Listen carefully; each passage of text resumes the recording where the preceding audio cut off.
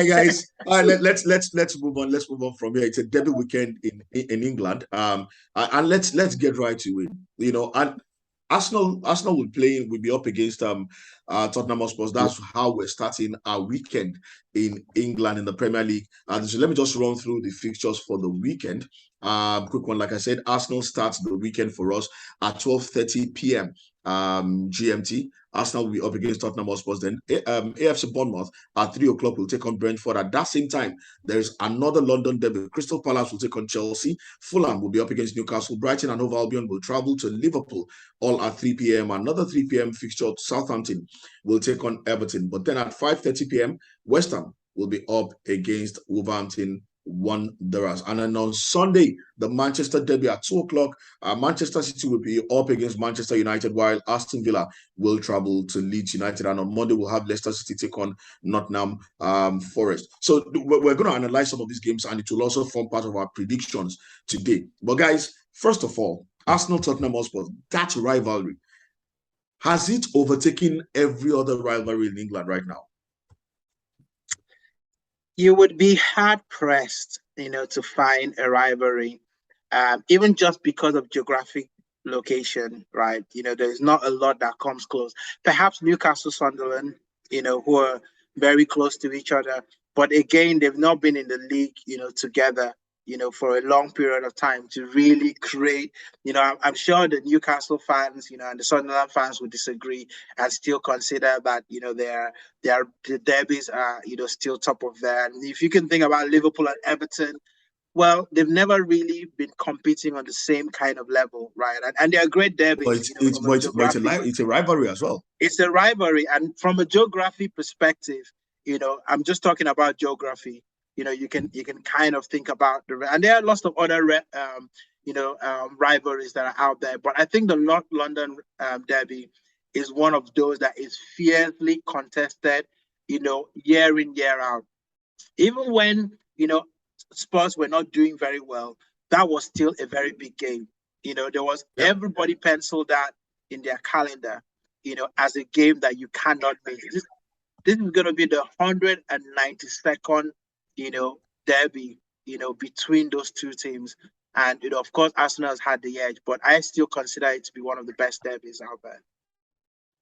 For me, Kali, what makes rivalry fiercely contested when you compare to other guys in the league is, first of all, the consistency of the teams, and secondly, the fact that these two teams has been in the Premiership for long. The other rivals you have maybe one of them going down, coming up, like the Sunderland, the Newcastle guys, you see, and the consistency in terms of their players and the team. Sometimes they're playing well, sometimes they're really struggling with relegation. So locally, yes, it will always be fiercely contested, but we're talking here now, we're talking of globally, how we view the EPL as a whole. So a match everybody wants to watch. So the North London derby, clearly at this point, because of the quality of the players, the quality of the team, and the consistency of the team.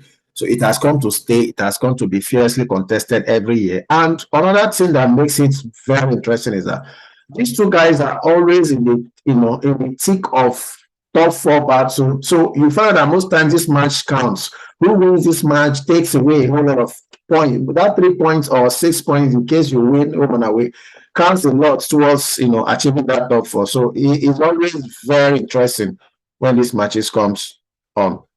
And again, another thing you need to also look at is the fact that TV rights owners always want this particular fixture on TV. And that's why it's always a standout fixture. It's never lumped with the rest of it. Like the Saturday fixtures, you have about 5 games at 3 p.m. They will never put it at that time. It's either the final match of the day or it's the first game, of the day. Same with the Manchester derby as well. Those two derbies have become, very key to the football, to the TV calendar, every season. And that's why I think it's become, I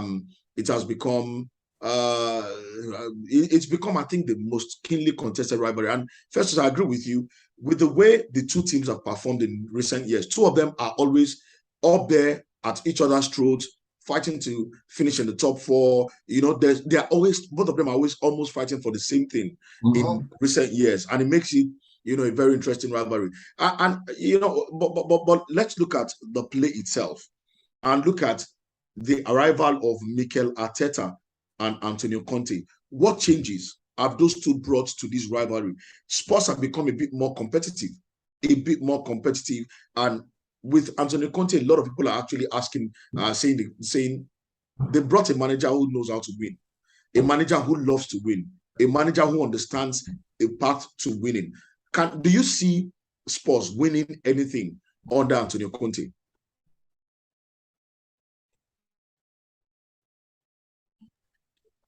So Antonio Conte is a brilliant coach. I think you can't take anything away from him. We had a taste of him when he came to Chelsea, and he helped them to win the league. And we know what happens in Chelsea. You know, you don't get sacked because you're a poor manager. You just get sacked, you know, once you know, the hierarchy are kind of tired of you and want to look for something different. So I do think that, you know, Spurs have the potential to win something under Antonio Conte. In fact, they came very close to winning, you know, a trophy under Jose Mourinho to break their duck. You know, that crazy decision to sack him just before the League Cup, you know, final is probably something that will haunt a lot of Spurs fans. I see that Antonio Conte has brought in a resilience, you know, within the Spurs team. They don't play particularly pretty on the eye, but they're still effective. And that could be a sign of a dangerous team, you know, because everyone will be projecting and thinking, oh, what would really happen when they do play well? Because if you look at their performances so far in the league, they've not really blown anybody away. Okay, the last game, you know, Son came in and scored a hat trick. You know, that was a standout game, you know, compared to the other games. But if you see the other games, you know, what he's brought in them is always defend first. You know that Antonio Conte's side will be very, very structured in defending. You know, they're going to work hard, and, you know, they're going to make it difficult, you know, for the opposition. So to answer your question, do I see them winning a trophy? Yes, I do. I'll probably pen them for one of the cups, you know, this season. You know, I don't see them winning the Premier League or the Champions League, but perhaps one of the local domestic cups, potentially something that they can win under Conte. For me, Kali, both managers, from the question you asked, in fact, we are opportune to witness, you know, very good managers in the APL, and these two also has really brought in a whole lot of quality coaching, and we've seen great tactical displays. Both of them are tactically sound, and you could see it from the way they set up their teams and the way, you know, I know Arteta is still learning the trade. And did you just call Arteta technically sound? Yes, Arteta is technically sound. He has shown it, and from some of some of those decisions could be challenged. I still give him marks in one or two, but like I said, he's still learning the trade. But you could see from what he's doing, you could see he has a vision, and he reads the game well, and he knows what he's doing. Clearly, you can't take that away from him. So Conte is more matured, more up there, and more established. But Arteta is actually also giving everybody a taste of what we are going to see in future with Arteta. He's going to go places, really. For the two clubs, basically on what they are doing, I think we are going to see a great game, despite the international break. That will bring a whole lot of problems in terms of players being fit and those that will play. But I see with these guys and this large squad each of those teams have, I see us having a wonderful North London derby. What we're going to see, basically, like, Tottenham they've not beaten Arsenal at the Emirates. I think the last time they did was in 2010 when Skabo scored the beautiful goal. That they came back from I think a 2 goals down to win 3-2 at the Emirates. That was the last time they defeated Arsenal. So they have not. The best they get is draw at the Emirates. So it's been a while they won at the Emirates. Are they going to win on Saturday? Clearly, no. They're not going to win that match. Yes, Are they informed? Yes, they are. They are about the two teams that is still undefeated in the EPL, Spurs and City.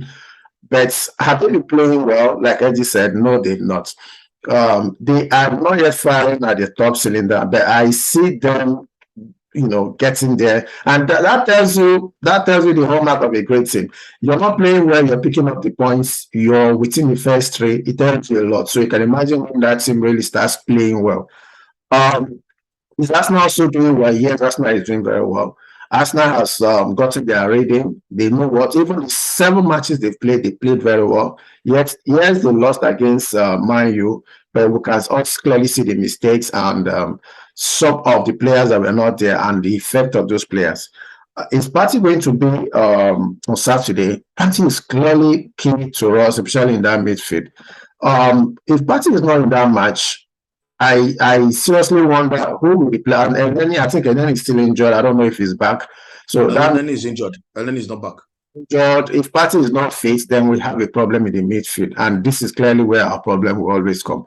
So, but if Partey is there, then I clearly see either a national victory or a draw at worst. Because I know that Spurs will not win at the Emirates based on the form of Arsenal also. But is it going to be a game, a really keenly contested game? Yes, it's going to be. So that is what I think will happen on Saturday. Okay, so Eddie, Festus alluded to the fact that this sports team, despite the fact that they're getting results, they haven't really played well.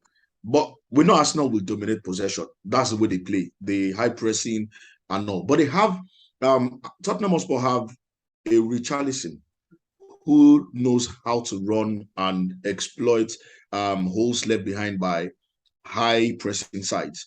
The same thing with Kulusevski, who's also had a very brilliant start to the season. And Son, remember in his last game, scored at least, I think 3 goals in that game. Yeah, scored a hat trick, against Leicester City. And and this the way Arsenal play, and I worry for Arsenal, and it's the same thing that it's what happened to them against Manchester United. The high pressing, leaving spaces behind, and players like Rashford, Jadon Sancho, Elanga capitalized on those spaces and outran the Arsenal defense. Just one route, one football, and that's going to be a problem. Would you rather Arsenal played a very low block or keep the high pressing and hope to outscore Tottenham Hotspur? I mean, you do bring up some interesting, points in that game against Manchester United, and there were some lessons to learn. And am I concerned about Spurs? I think you have to be. They've got a very formidable strike force. I expect, Conte to start with Richarlison, Son, and Kane, in that game. I expect Kulusevski to be on the bench, especially after Son, had that performance with a hat trick. I think you'll be hard pressed, to put him on the bench. And he always plays well against Arsenal. I think that's, something to reckon. Both he and Kane have a knack of playing well against Arsenal. So I see. So the difference in that Manchester United game, remember, was Eriksen. Eriksen, really broke through the lines. His passes were responsible for Sancho and, the new guy, just skipped his name now, new Manchester Elanga. United player. No, not Elanga, the new one. Anthony, that just came in and was responsible for, creating the lines. So I feel that Arsenal would have learned from that. You need to stop the passes in the midfield, to allow, Conte not able to take advantage of transitions, because they like to play that way. They like to suck teams in and then use the pace of their players, to hit on the break, and they're deadly clinical. All 3 of those players are clinical. Probably Richarlison less so, but that Kane and Son, if they get a breath away from you and they get into the box, there's a likelihood that they're going to score. So I expect that without them having Eriksen in the team, they might have a little bit of a problem with transition. And hopefully, if we have Partey, in the pitch, someone to stop and break up the transition, which I think if Partey is not there, that will be Xhaka's role, to sort of break those transitions from the players. Then I see us, if we score early, I think we will take this game. Because I think Spurs really, really depend on transitions, in order to hurt teams. So am I worried? Yes. You don't want to give Spain, Kane and Son too much of space in the box because they will be deadly. But can Arsenal be a matchup for them? I think we can. You guys talk about Kane, Son, and but Kulusevski has been the danger man. Exactly. He's actually been the key guy. Yeah. Funny enough, that's exactly what I wanted to say here. You dropping Son, you dropping Kulusevski because Son scored 3 goals. It shouldn't be so. Kulusevski has been a perfect. He has been the mainstay of the midfield and he has been the main guy transitioning. Especially creating those chances for Kane. So I think Son should still stay on the bench and come in as an impact player. For me, but I pray the coach gets it wrong anyway. I'm not interested in so he make more impact in that game than Son at this point. Let Son transition back to his full form. He went without scoring for almost 6 matches and scored in 1 match. That doesn't solve the whole issue, especially when you have a steady, consistent player. Now, Kylie, I wanted to point out something also. Kane has scored 13 times against Arsenal and has been scoring in almost every match against Arsenal for the past 5 years, if I'm not mistaken. He loves Arsenal. He loves to score against Arsenal. And is this some funny guys that love scoring against Arsenal whenever they meet Arsenal. He scores even when he's not fit. I remember when he broke his nose, he was not fit, he was wearing a mask. He still scored. He scores at the Emirates, he scores at Tottenham. So that's another person they should really watch our defense, and that is where I worry. But let me point out something also. Spurs is also suffering from defensive. Most of the defenders, injured is out, so the reserve guy is in place now, and most of their guys, Romero and what's the other guy, Sanchez, they all played today, this morning. And they have a long trip back. I think they'll be coming in late Thursday, early Friday before the match on Saturday. So about 2-3 of them are also not fit, and these are their main defenders. So they're also having. So I think we should continue our high pressing game. We could actually capitalize on scoring, and whatever happens at the back, we can score. Yes, I was going to say, just focusing on the game that is going to happen on Saturday, I think defense is going to be very, very crucial. Because it's going to be our ability, to nullify the threat, of Spurs and their ability to nullify our threat as well. Emerson Royale has been a very key player for them in that back line, especially against, pacey, wingers. And you'll probably be going up against, Martinelli, in that game. So, whoever wins that battle, because you can see that Arsenal are very potent, along that part of the pitch, using Martinelli to create the overloads between the players. So I look at those 2 matchups as very, very key to determining, how the tempo of the game would be. And if we stay calm, I know we don't like talk about referees. Anthony Taylor is going to be refereeing that game. And I have to say that we haven't done too bad, when he's refereed, an Arsenal game. And those Spurs players, may also, celebrate because he refereed the Spurs versus Chelsea game that they came back, to equalize it. So I'm sure both teams will be happy, with the referee there. So if he keeps himself out of the game, I see this game being very keenly contested. We have to win the battle in the defense. And we need to win our battles against their defenders, to come out of this game with a good result. Interesting thing. Tottenham Hotspur have played 2 London derbies and they drew both games. Away to West Ham, they played 1-1. Away to Chelsea, they played 2-2. So it sets up for a very, very interesting third London derby for them. But there is another little business of a London derby. Crystal Palace up against Chelsea. The new manager, we didn't see the new manager bounce for Chelsea. That's talking about the new manager coming into place, and he's not been able to his only game yet. They couldn't do the job. They couldn't get the job done. But guys, it goes up. He's about to be thrown into a London derby. I'm not sure he's actually seen a London derby at this level, before. But for Chelsea and Crystal Palace, Zaha back in the side, playing well. The Crystal Palace side beginning to look like a decent side again. How much problem will Chelsea have going up against Crystal Palace? A lot. I think Chelsea are still imbalanced as a team.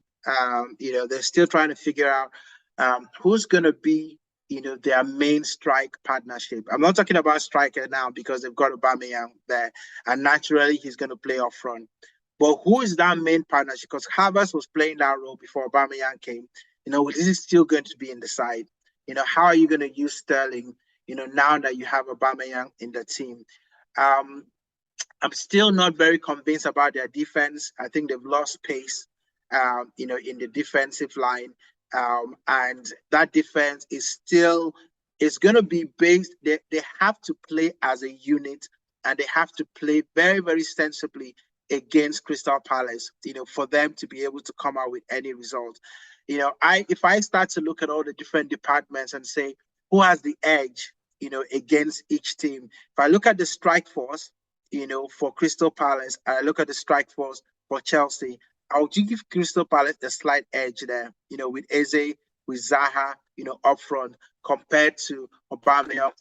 I don't know what Aubameyang is actually right now. It's the game that he's played so far. He hasn't been like the Aubameyang that went to Barcelona. So we're still yet to see. I know there's a player in there, but I can't say on current form right now, I will put their strike force, above, Crystal Palace. Now, if you look at the midfield, Crystal Palace there, you've got some great, aggressive, players there in that midfield. I look at Chelsea's midfield, they're tentative, Mount there creates a little bit of pace there, but I still think that, they still don't know, the right partnership in that midfield, what actually works. And when you look at their defense, again, Crystal Palace are very, very solid, in the defense. So I think this is going to be a very, very tough game, for Chelsea. And Chelsea will probably want to keep this game very, very close and try and nick out, a goal from somewhere, to sort of win by 1-0. But if they let Crystal Palace, get in front in this game, I see them struggling, to actually come out with a draw or even a result in this game. So this is a very, very tough, game, and for their new manager, listen, I think he's a good coach, and he's going to build into the role, but I think this has come too soon, for him to be able to stamp his presence in that Chelsea team. Festus, look at Crystal Palace, and they've not been in the last 5 games. They've only won, I think, 1 game. They drew at home to Brentford. They drew their last game away as well. So they've struggled in some way. Yeah, they drew away at Newcastle United. Goalless, they played in that one. At home to Brentford, they played at 1-1. They lost 4-2 at the Etihad. The only win they've seen in their last 5 had been against Crystal Palace. Against Aston Villa. Against this Chelsea side, new manager, they're trying to find their form. The last time in the Premier League, Chelsea actually won their game against West Ham, another London derby, 2-1. That one ended. Over-reliance on Zaha, I feel, is becoming a problem for Crystal Palace. But they go up against the Chelsea side that we've seen that they can concede goals. They will always concede goals. In their last 3 games, 4 Premier League games, we've seen them concede about 6 goals, if not more than that already. So Zaha will find joy. Eze will find joy. How much do you think the new manager, what do you think, if you're looking at the squad that Chelsea has right now, what will be your best partnership both in central midfield and in defense against the onslaught of the likes of Eze, Zaha, and the rest of them? For Chelsea, first of all, I wanted to point out the Crystal Palace. You said they've not really done well. I don't think they've really done badly, considering the opposition they met. I think they just lost to Arsenal and Man City. And when you consider those 2 guys, Arsenal is in a good form. So clearly, And City, of course, City at home, we always beat most people. And for them getting that draw away at Newcastle, who has actually troubled most of the big boys, is actually a good result. It's not that bad. And the big Brentford, who has also troubled a whole lot of the big boys and defeated Aston Villa.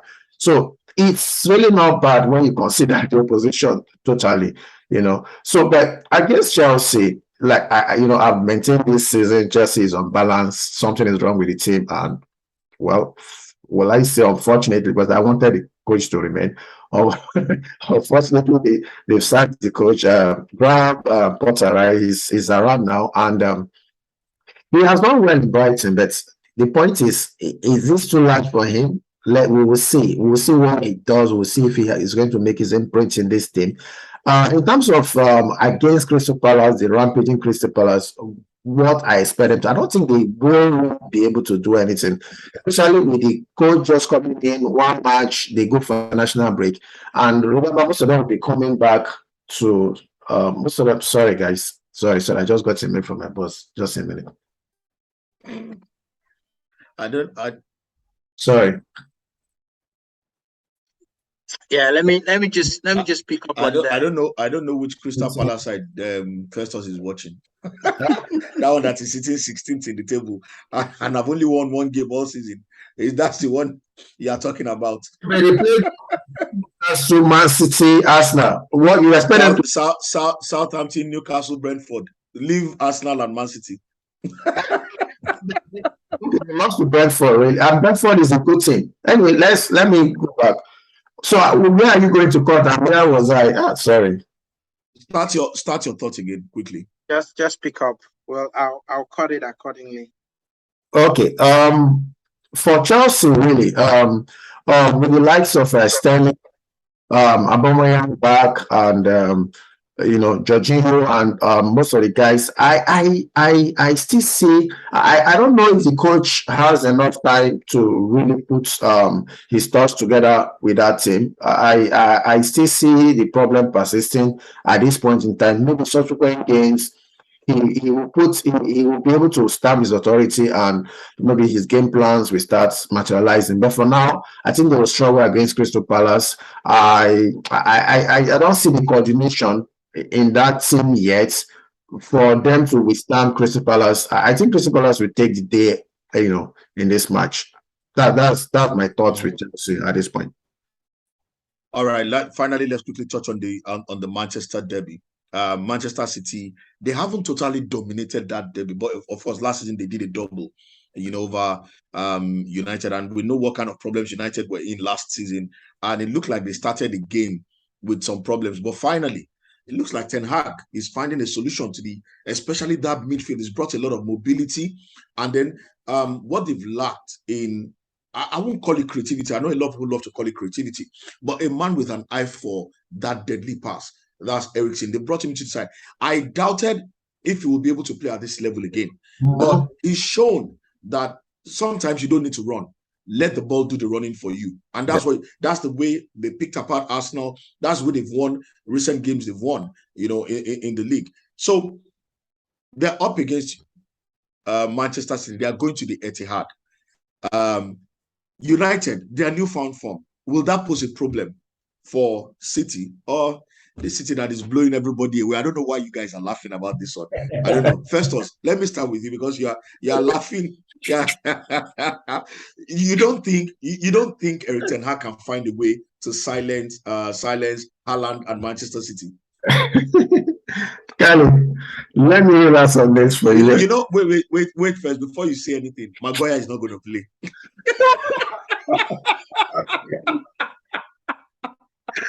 Oh my God.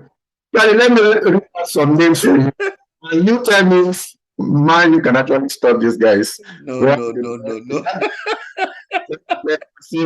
Foden, we have Gurgan, we have Grealish, Mahrez, and a whole lot of guys. In the attack, we have Haaland. The beast is there. And even the defense, remember, Cancelo, Ake, Stones, Walker, everybody can score. I don't mind you. Funny enough, this derby has always shown some surprises. You even see an informed Man City losing to Man U sometimes it's always funny. Against Man City, you Yeah, see them, they rise up to the occasion. They've even beaten Man City at Etihad, in some of those yeah. games, which is very fun against all expectation. But for this weekend, I have this popular saying that I always use when it's games like this. It can only go one way. This can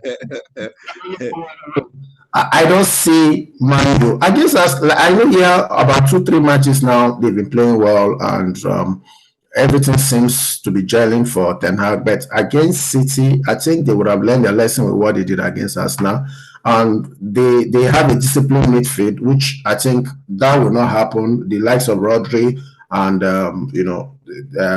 Gorovan and the rest, they are more disciplined. They don't attack and leave their flanks open. So they don't have that kind of joy they had, sitting deep and playing, with those long passes against Arsenal. They will not have it against City. So, and definitely City will dominate with the high pressing, and Haaland is there, which is another decider for me. So I don't see Man U even getting a draw in that match. I clearly see City taking the day. The resources at their disposal is overpowering. I see them at the end of the day, taking the day. So, one beautiful thing about Manchester City, when you watch them play, the way they control the pitch, the length, the width of the pitch, they use the entire width. You see them, they go wide, they can go narrow with the likes of Rodri and Gundogan in the middle. Bernardo Silva can go wide or cut in. Same thing with Foden, and so all these permutations are there. But there is also that little problem of defending with Manchester City, and that's why a lot of times they are conceding goals. I see the kind of goals they considered against Crystal Palace. The 2 goals, even though they won that game 4-2, what they do is they outscore you. At the end of the day, but somehow they also can't stop opponents from scoring goals, and that for me might be something that you have the pace of Elanga, Anthony, Sancho, who is gradually coming into his own, and you want to pitch them. I want you to Eddie to pitch them against the backline, Cancelo, Stones, and whoever else is going to be at the back for Manchester City. I want you to pit them against them. Can these guys up front for United, Sancho and the rest of them, can they find some kind of joy against this defense? Absolutely. And actually, I was laughing because I know that predictably everybody's going to think that, this is a foregone conclusion for Man City. But the reality is that Man City defense hasn't been playing very well. They've been conceding, an average of at least a goal every single game, which means that it gives a lot of chance for Manchester United. I remember United haven't played a game since they played Arsenal. So that's almost 4 weeks that they've had enough time to plan, strategize, rest players, prepare for this game. So I know the game is at the Etihad, and the form and reputation would say go with Man City. But I actually think that against that back line, of Manchester City, I actually give Anthony, Rashford, and Sancho a chance. And United are probably going to do what they did against Arsenal. This is how they're going to play against Man City, and know that they can get at Man City at their defense. And if you look at that defensive line right now, for Manchester City, is very, very suspect. Cancelo, you can say probably one of the best players right now, in terms of their defense, but he cannot do it alone, right? So that for me means that Manchester City have to outscore Manchester United the way that they've done against other teams.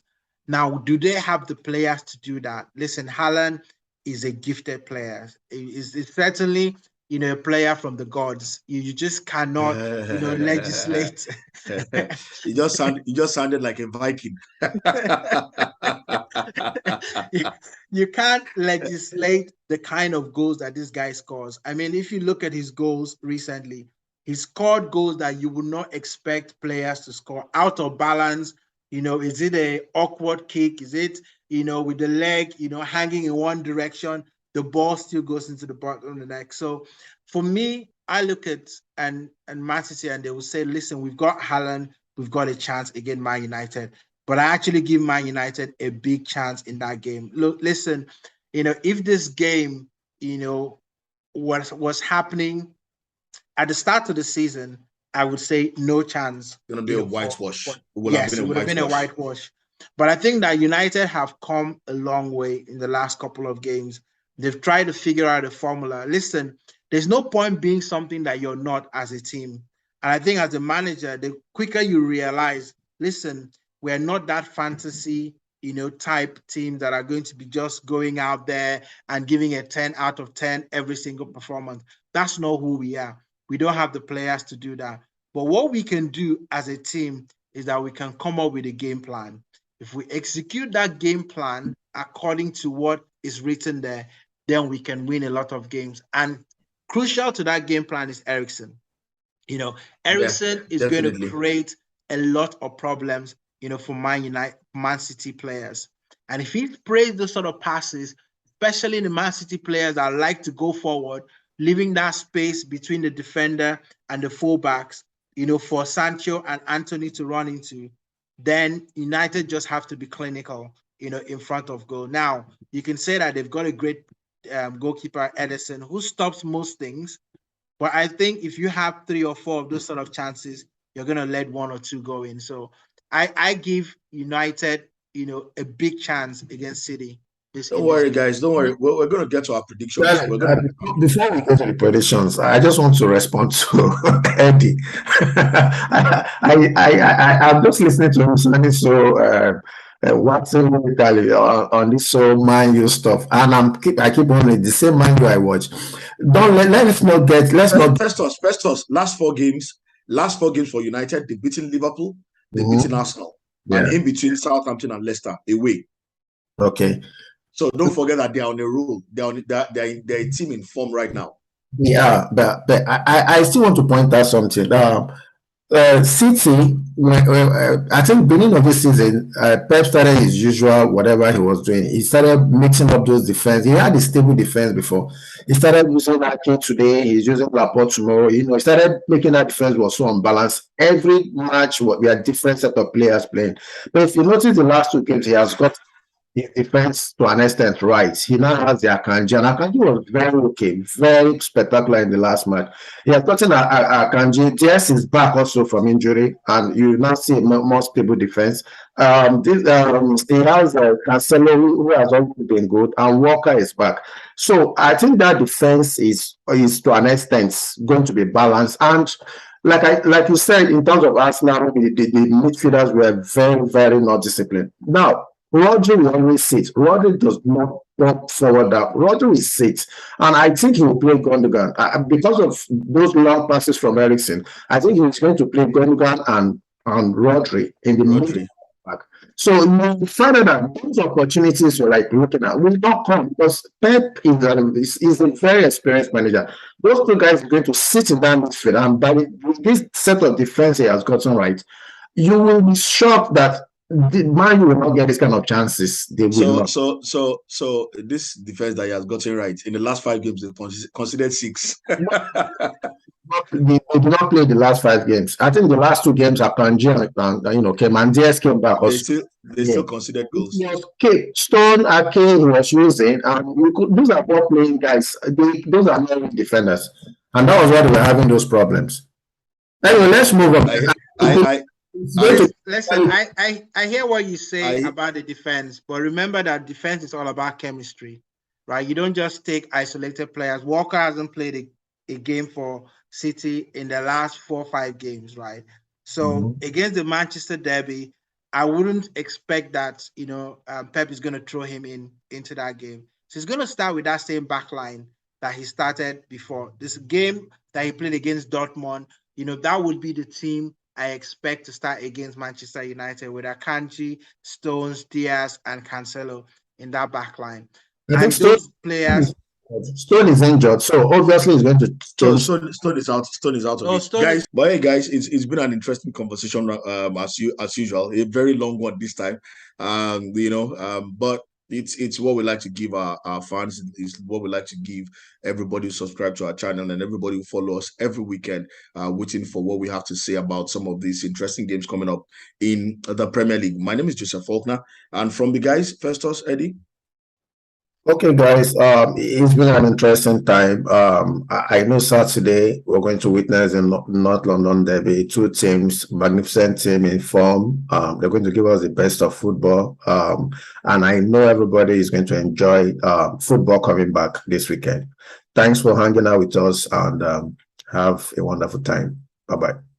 Yeah, thank you, everyone. It's been a great show. Loved, hanging out with you guys. Remember, like, subscribe, share with your friends. And next week, we're going to review the leaderboard.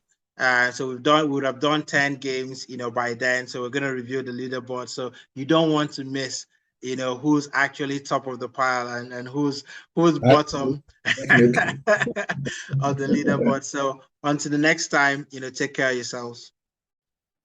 Bye-bye. All right. Till next time, guys. Till next time, guys. Have a fantastic week. We're gonna definitely be back next week, and then we'll give you. Hopefully, all my predictions will come through. I need to brag a little bit. Will come through. All right. Bye bye now.